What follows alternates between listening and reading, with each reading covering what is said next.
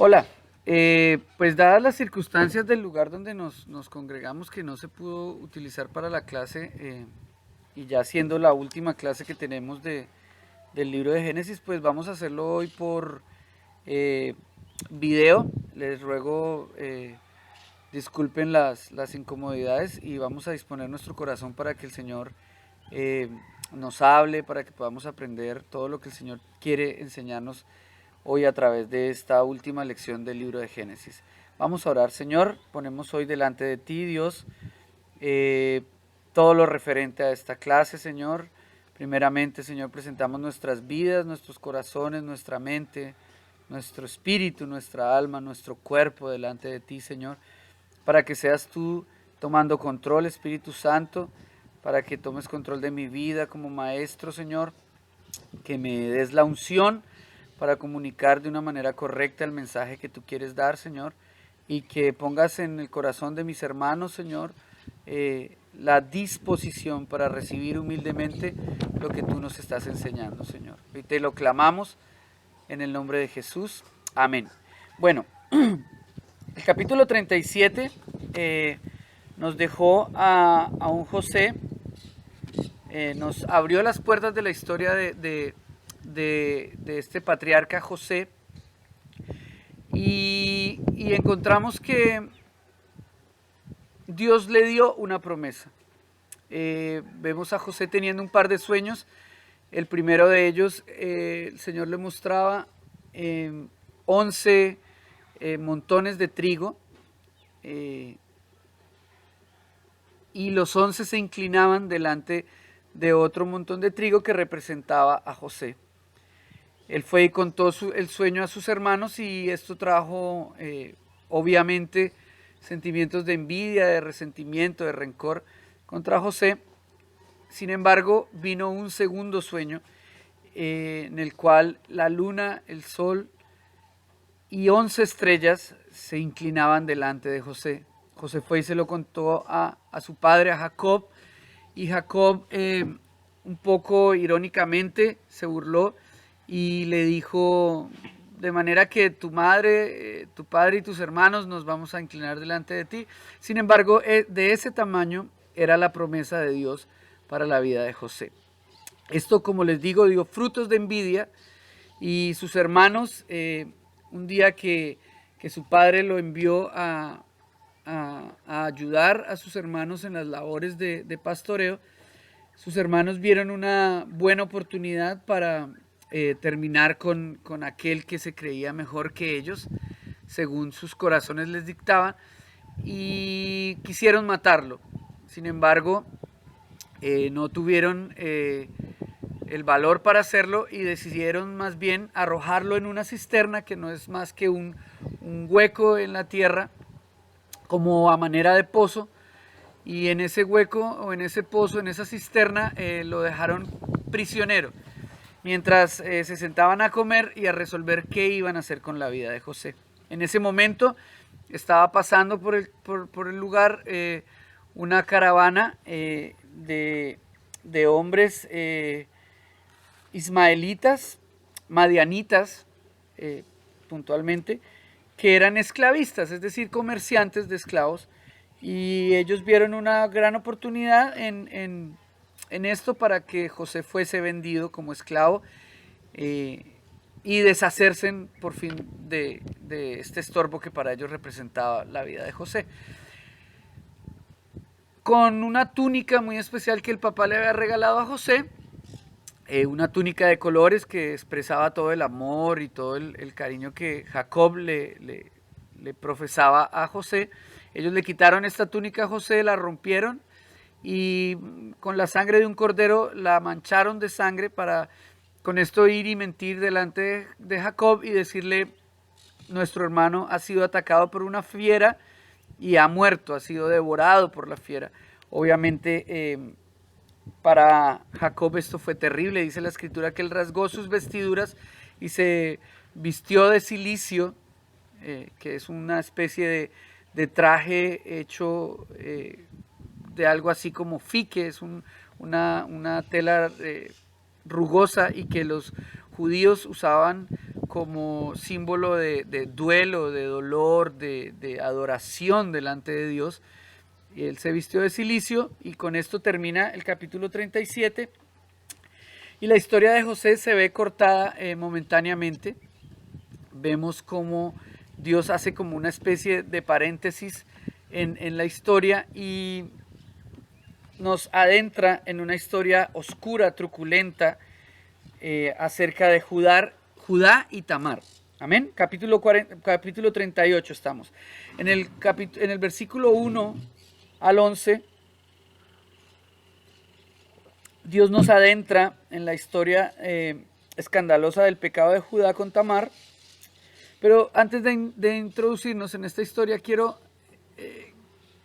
que usted lo vea bajo un lente especial. Démosle un contexto correcto a esta historia y es la gracia de Dios. Amén. Quiero que a través de esto, porque a veces cuando leemos los pasajes del Antiguo Testamento, caemos en un error terrible y es obviar el contexto general, integral de la Escritura. Buscamos un contexto, pero lo buscamos muy cerca, de pronto en el capítulo anterior o en el capítulo siguiente, pero no vemos un contexto general, y el contexto general de la Escritura siempre va a ser la gracia de Dios. En medio de ese contexto vamos a estudiar la historia de Judá y Tamar.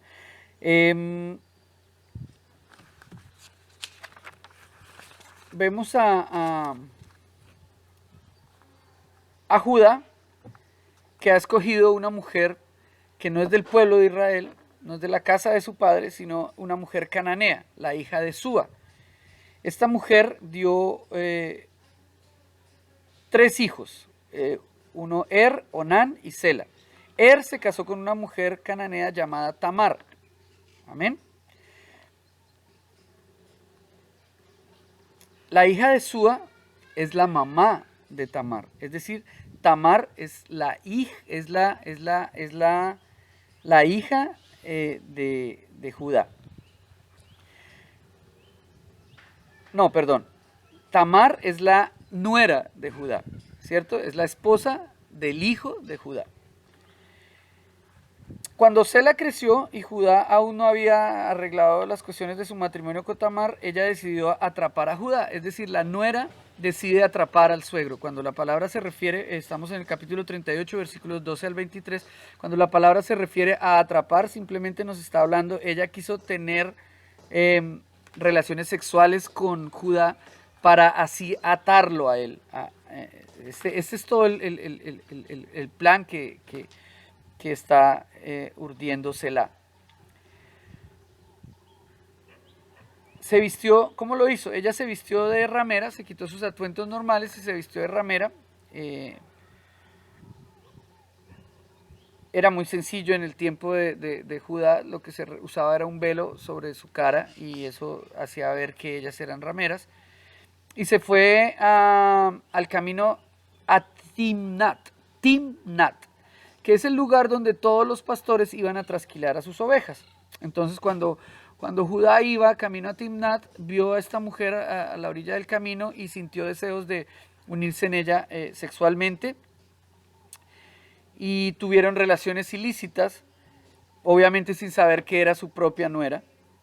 El precio acordado por este servicio o por este favor sexual fue el precio de un cabrito de ganado, pero obviamente Judá no lo llevaba encima, entonces ella exigió a Judá una prenda de garantía mientras llegaba el pago y le exigió el sello, el cordón y el báculo de Judá. Amén. Cuando Judá ya regresó a su casa después de haber cometido este ilícito sexual, cuando Judá regresa a su casa, va a buscar nuevamente a la supuesta ramera, a la supuesta prostituta, y ya no la encuentra, porque la ramera obviamente se ha ido con estos 3 utensilios que son muy importantes para él. Capítulo 38, versículo 24 al 26, dice que a los 3 meses Tamar fue sorprendida o acusada por inmoralidad. ¿Por qué? No porque ella haya seguido ejerciendo la prostitución, porque esto simplemente fue un plan que ella tenía para atrapar a Judá, recuérdenlo.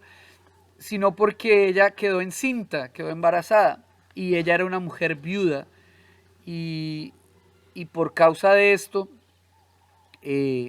fue llevada delante de Judá, el cual, aprovechando la ocasión, dijo que ella fuera quemada.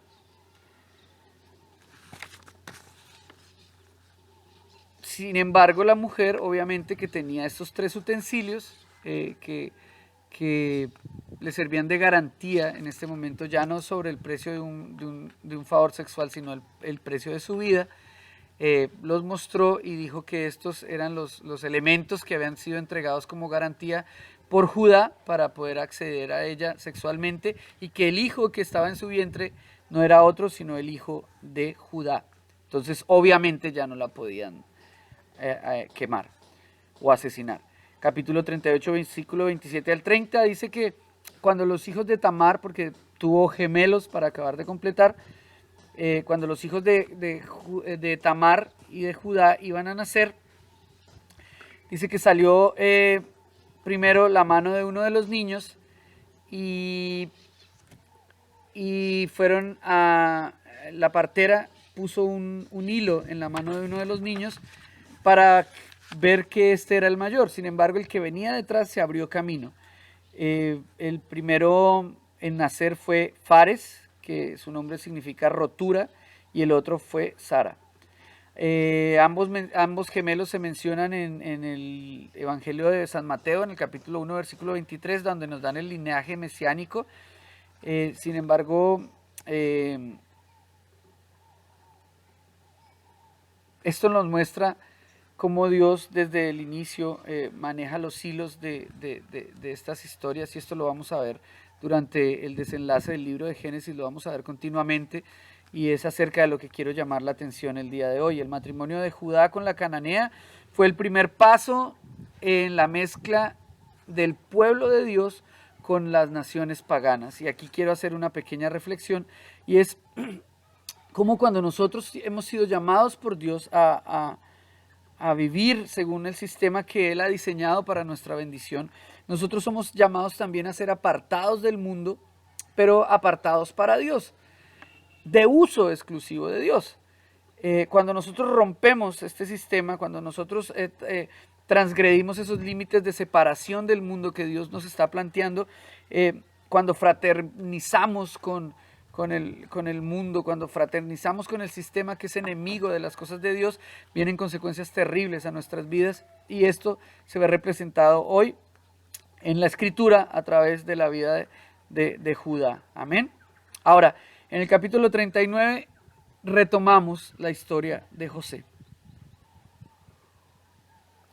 Y vemos cómo José fue llevado por esta caravana de esclavistas hasta el imperio egipcio, y allí en Egipto fue vendido a un personaje muy especial que es Potifar. Potifar era el capitán de la guardia en el palacio de Faraón. Dios puso inmediatamente gracia en la vida de José. ¿Por qué Dios hizo esto? Simple y sencillamente porque esto era simplemente parte de un proceso de Dios en la vida de José.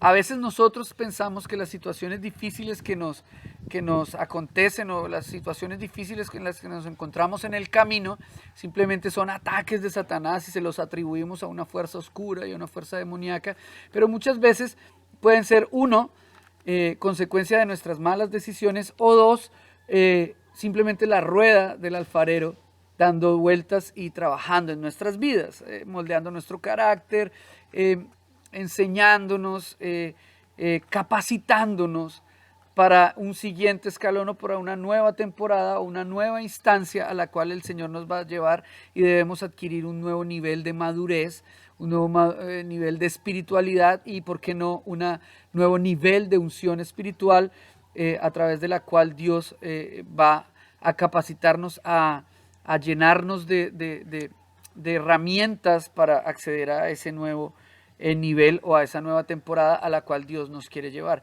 Esto simplemente está representado hoy en la vida de José. José, el hijo que había sido, al cual Dios le había dado un sueño especial, al cual Dios le había hablado de su soberanía sobre las otras 12 tribus de Israel, sobre las otras 11 tribus de Israel, perdón. que el sol y la luna, su padre y su madre representados en esta figura, iban a inclinarse delante de él. Hoy encontramos a José siendo esclavo de un funcionario público en el imperio egipcio. Pero la gracia de Dios y el poder de Dios se empieza a manifestar en la vida de José, porque este hombre halla tal gracia delante de Potifar, José halla tal gracia delante de Potifar, que Potifar inmediatamente lo pone sobre todas sus cosas. Amén.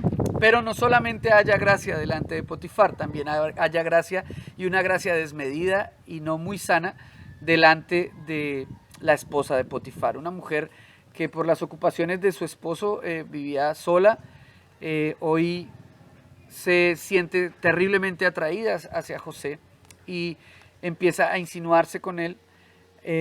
La escritura nos muestra a un José firme, a un José lleno de templanza, pero también nos muestra a un José que por instantes estuvo debilitado en su fe, y esto me recuerda mucho lo que la escritura nos cuenta acerca de cómo Dios permite que la tentación venga a nuestras vidas, pero también promete que ninguna tentación será mayor de la que nosotros podamos resistir, y que juntamente con la tentación Él va a dar la puerta de salida, la escapatoria, la salida de emergencia para huir y no caer en la tentación. Esto lo puedo ver en José también, porque José dice que, quizás hilando un poco delgado, la escritura nos muestra a un José muy cerca de la esposa de Potifar, porque la escritura nos habla en este pasaje del 1 al 19, en el capítulo 39, cómo la mujer de Potifar se quedó con las vestiduras de José en sus manos. Sin embargo, el buen José huyó de la tentación y pudo pasar esta prueba por lo menos delante de Dios. Esta mujer, indignada porque José no había cumplido sus deseos sexuales, no había caído delante de sus caprichos sexuales, lo acusa injustamente con Potifar de acoso sexual, y Potifar envía a José a la cárcel. Sin embargo, quiero hacer una pequeña apunte aquí, y es como para una ley tan estricta como la de los judíos, en cuestiones de estas de desobediencia, la pena para José podría haber sido la muerte. Sin embargo, Potifar lo envía a la cárcel. Esto me muestra un poco, uno, la gracia de Dios funcionando, el plan de Dios desenvolviéndose maravillosamente, y tres, cómo Potifar tampoco estaba tan seguro de su esposa, y por el contrario sí sentía un afecto muy especial por la vida de José. Sin embargo, José ha sido puesto por segunda vez prisionero, por segunda vez encarcelado. Recordemos que la primera vez fue en la letrina esta, en el pozo este seco donde sus hermanos lo metieron, y la segunda vez ahora es en la cárcel. Sin embargo, no vemos a José desboronarse ni en llantos ni en quejas con Dios, sino a un José que se pone por encima de las circunstancias. Jamás lo vemos por debajo de las circunstancias. Él estaba por encima de ellas y vio en ellas también la mano de Dios. Su tiempo en la prisión, él entendió, y es algo que nosotros debemos aprender de José. Él entendió que su tiempo en la prisión simplemente era un tiempo de instrucción, de aprender, de desarrollar dones, de talentos, de volverse creativo espiritualmente hablando, y de volverse obediente, y de hacer que su fe creciera aún más de lo que ya la tenía. Porque después vemos a José poniendo en práctica lo que aprendió en la prisión, donde aún delante del guardia, del que administraba la prisión, aún delante de él fue lleno de gracia y puesto como administrador, en especial para servirle a un par de personajes de los que ya vamos a hablar, que eran el copero y el panadero del rey. Dios puso gracia en José, y José no quedó como un reo normal, sino que aún en la cárcel Dios lo puso en un lugar de eminencia, y él tenía un cargo administrativo en la cárcel a pesar de que era un reo más, un prisionero más. Capítulo 40, versículo 1 al 19 nos narra cómo Dios toma todos los momentos como una oportunidad para bendecirnos. Entre los compañeros de José en la prisión, como ya les había dicho, estaba el panadero y el copero del rey, que dice el capítulo 1 que habían sido puestos ahí porque habían fallado en el cumplimiento de alguna ley, no especifica cuál. Y vemos como el copero tuvo un sueño. Él soñó con una vid, y el panadero soñó con canastillos blancos, y buscaron a José para que fueran interpretados. Aquí vemos el poder de Dios obrando de manera maravillosa en la vida de José. Y José le dice al copero que Esa vid significaba que el faraón iba a levantar nuevamente su cabeza y le restituiría su posición favorable en 3 días. Sin embargo, el sueño del panadero era diferente. El sueño del panadero lo que indicaba era que dentro de 3 días Faraón le iba a quitar su cabeza y lo iba a llevar a la horca. Versículos 16 al 19. Vemos que José simplemente no está tratando de congraciarse con nadie, porque si no le hubiera dicho al panadero alguna mentira, pero José lo que estaba buscando era que se glorificara el nombre de Dios y aparte servir a los demás, aún a pesar de las circunstancias en las que se encontraba. Cuando el jefe de los coperos salió de la cárcel, José le dijo: acuérdate de mí, acuérdate que te serví, acuérdate que yo fui el que te... Sin embargo, el copero por un buen tiempo se olvidó de José, pero Dios no se olvidó de José. Capítulo 41, versículo 1 al 13. Aquí vemos al faraón, ya no a un sirviente del faraón, sino al máximo jerarca en Egipto. Lo vemos tener un sueño. El faraón soñó que 7 vacas gordas y 7 vacas de feo aspecto y enjutas de carne, y soñó con 7 espigas llenas y hermosas y 7 espigas menudas y abatidas. Nadie le podía dar el significado de este sueño, y en ese momento el copero se acordó de José y lo mandó a llamar. Y aquí podemos ver una de las manifestaciones más grandes del poder de Dios. Miren, nosotros andamos buscando en el mundo milagreros, donde se levantan los paralíticos, donde los ciegos recobran la vista, donde los sordos vuelven a escuchar. Y sí, son manifestaciones y promesas de Dios grandes para estos tiempos. Sin embargo, lo que yo puedo percibir es que últimamente Dios no hace muchos de esos milagros, por lo menos Dios, pero sí hace otra clase de milagros que a mí personalmente me parecen los más grandes, poderosos y maravillosos, porque hoy en día la ciencia ha avanzado tanto en temas de salud que para la ciencia hoy ya no es un obstáculo hacer que alguien que estaba postrado en una silla camine, o que alguien que era ciego recobre la vista, o que alguien que era sordo recobre el oído. Hoy lo podemos ver continuamente. Para la ciencia hoy eso no es un obstáculo. Sin embargo, el milagro más grande de Dios está hoy en día representado en este pasaje. Miren cómo Dios obra poderosamente en todas las cosas. Un hombre esclavo, un judío esclavo en Egipto, llevado a la cárcel por supuesto acoso sexual, hoy es puesto en la máxima corte del imperio egipcio, delante del máximo jerarca, quizás sobre la faz de la tierra, que es el faraón. ¿Cómo Dios puede hacer eso? ¿Cómo Dios puede transformar una circunstancia en una oscura celda húmeda, apestosa, y llevar a un hombre desde esa condición al máximo lugar sobre la faz de la tierra? Y más aún, no que la interpretación del sueño hubiera sido un gran milagro, porque ya lo habíamos visto en José, no nos sorprende eso. Pero a mí lo que me sorprende es que a través de esta interpretación Dios obre un milagro quirúrgico en el corazón de Faraón, y Faraón se vuelve un instrumento dócil en las manos de Dios para que la promesa, la profecía sobre José llegue al cumplimiento en este momento. José le cuenta la interpretación del pasaje a Faraón, del sueño a Faraón, y Faraón inmediatamente encuentra una gracia especial en José y lo pone como segundo al mando en el imperio más poderoso sobre la faz de la tierra. Eso no es cualquier milagro el que Dios está haciendo. Y no estoy hablando de política, no estoy hablando de prosperidad, no estoy hablando de poder de hombres, sino que estoy hablando de cómo Dios toca el corazón de un hombre tan poderoso como Faraón y quirúrgicamente lo tuerce a favor del plan de Dios. Y esto sí lo puedo ver yo como un gran milagro.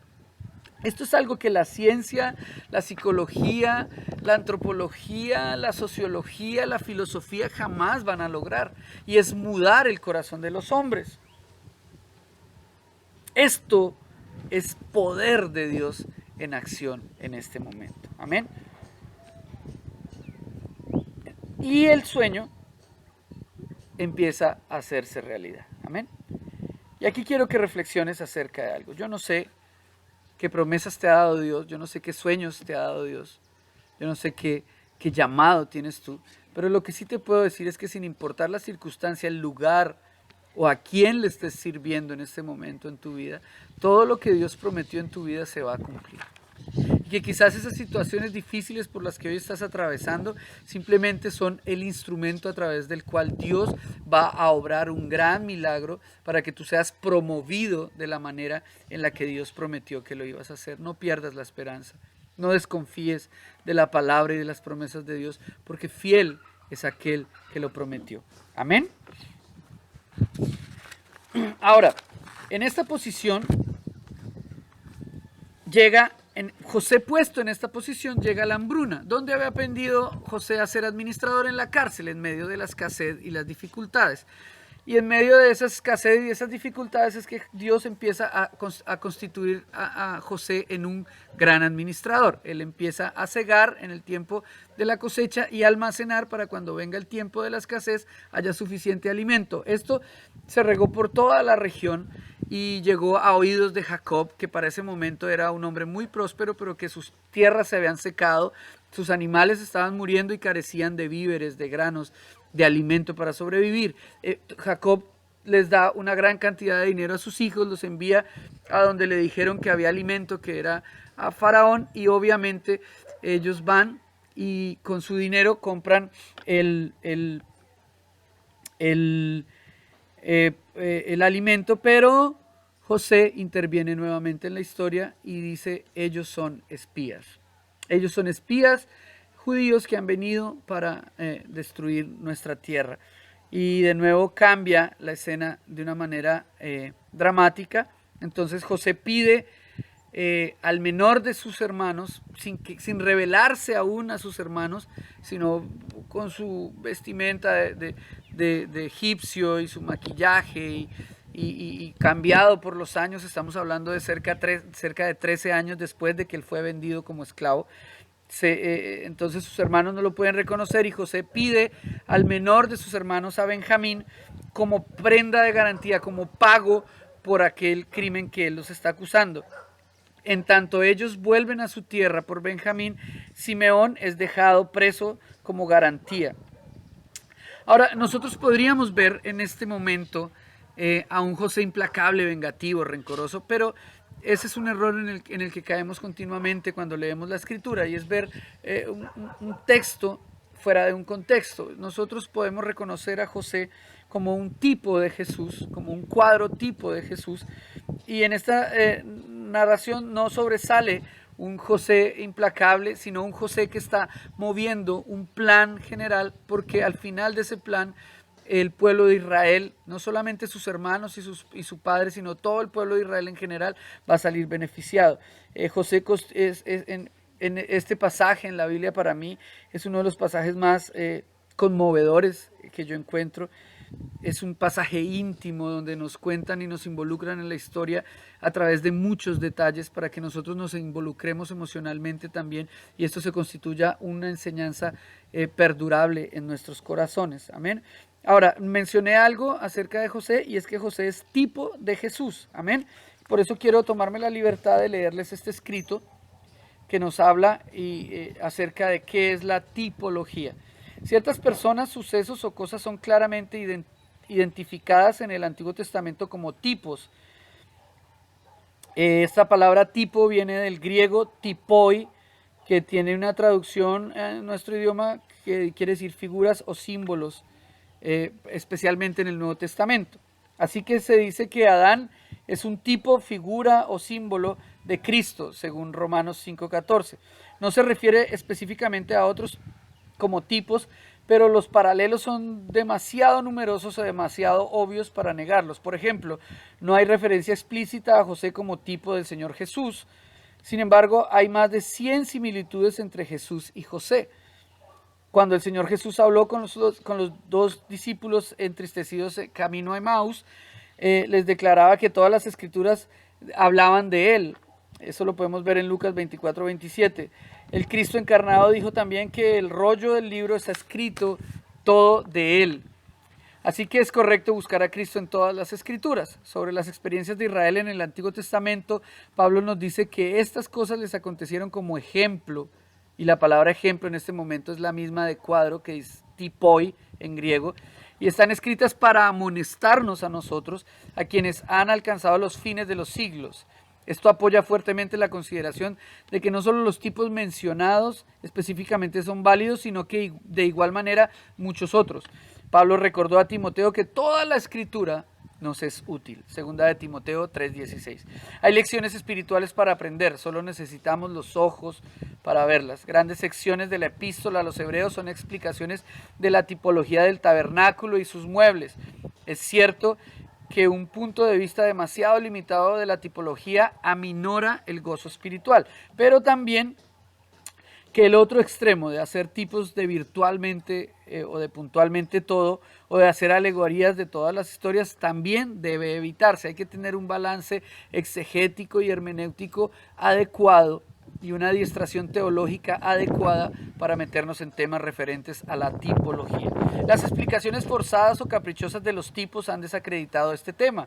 No debemos permitir que los extremos nos roben de las riquezas espirituales en el Antiguo Testamento. Si una interpretación exalta a Cristo, edifica a su pueblo, comunica el Evangelio a los perdidos y además es fiel, está amarrada fielmente a la enseñanza, puede ser al menos una aplicación de la verdad. Amén. Quería hacer ese pequeño paréntesis para entendernos de qué hablamos cuando hablamos de tipo o cuadrotipo o de tipología en el Antiguo Testamento. Amén. Ahora, capítulo 42, el dinero por el cual ellos pagaron por el grano ha sido introducido nuevamente dentro de los aparejos de las bestias, de los caballos con los que ellos iban a llevar el alimento. El dinero con el que ellos pagaron por los víveres, José lo ha tomado y lo ha metido dentro de los caballos, y a ellos al llegar a su casa donde Jacob sienten una gran angustia, un gran temor por haber encontrado nuevamente este dinero en ellos. Le cuentan la demanda de José a su padre Jacob, y él con mucho dolor permite que Benjamín y sus hermanos partan a Egipto. Ya estamos en el capítulo 43, versículo 16 al 25. José, conmovido profundamente al ver de nuevo a sus hermanos, pero aún sin revelar su identidad, ordena que preparen un banquete y al mismo tiempo ordena la liberación de Simeón. Se reúne con su hermano Benjamín y siente un gran gozo y es conmovido. Sin embargo, falta una jugada aún en este plan que José había diseñado para poder bendecir a su familia y a su nación de Israel. La jugada final es que cuando los hermanos estaban a punto de salir para volver a Canaán, José mandó que fuera escondida su copa de plata en el costal de Benjamín. Entonces, de esta manera, Benjamín se tiene que quedar prisionero y sus hermanos tienen que regresar, y le cuentan la historia a su padre Jacob. Pero en este intervalo ocurre algo muy especial que quiero resaltar, y es en el capítulo 44, versículos 18 al 34, podemos ver los frutos de arrepentimiento en Judá. Recuerden quién era Judá, quiero refrescarles su memoria.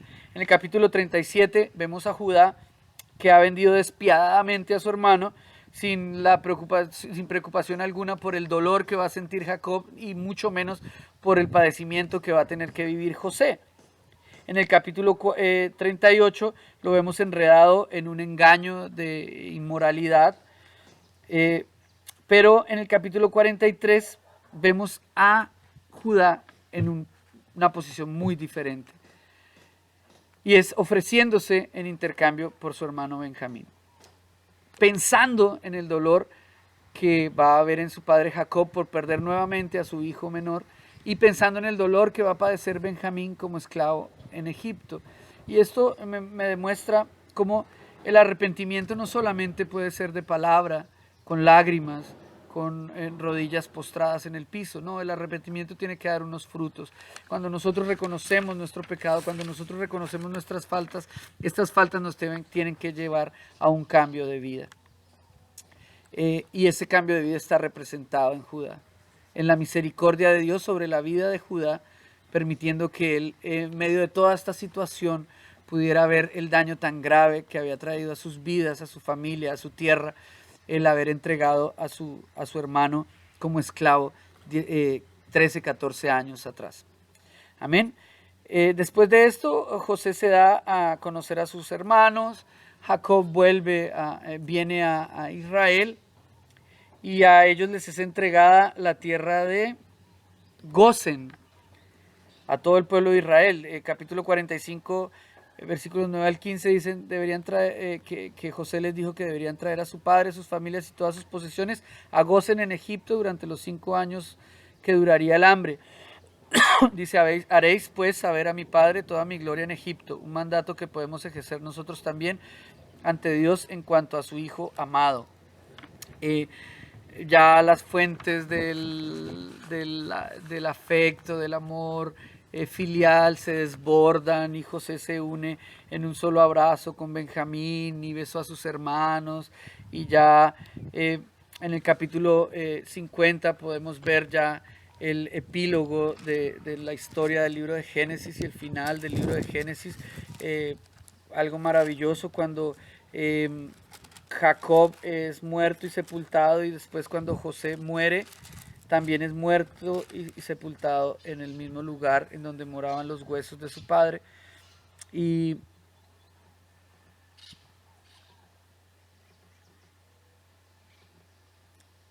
perdón, dice, vea, capítulo 50, versículo 1. Vamos a leer todo el pasaje. Dice, entonces se echó José sobre el rostro de su padre y lloró sobre él y lo besó, y mandó José a sus siervos los médicos que embalsamasen a su padre, y los médicos embalsamaron a Israel y le cumplieron 40 días, porque así cumplían los días de los embalsamados, y lo lloraron los egipcios 70 días.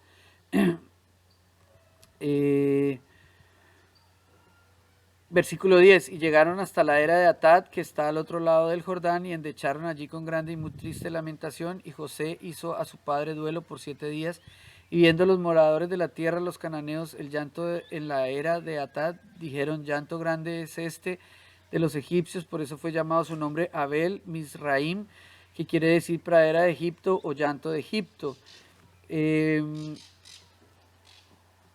Lo sepultaron en la cueva del campo de Macpela, la cual había comprado Abraham con el mismo campo para heredar la sepultura de Efrón el Eteo al oriente en Manré. Y volvió José a Egipto, él y sus hermanos y todos los que subieron con él a sepultar a su padre después de que lo hubo sepultado.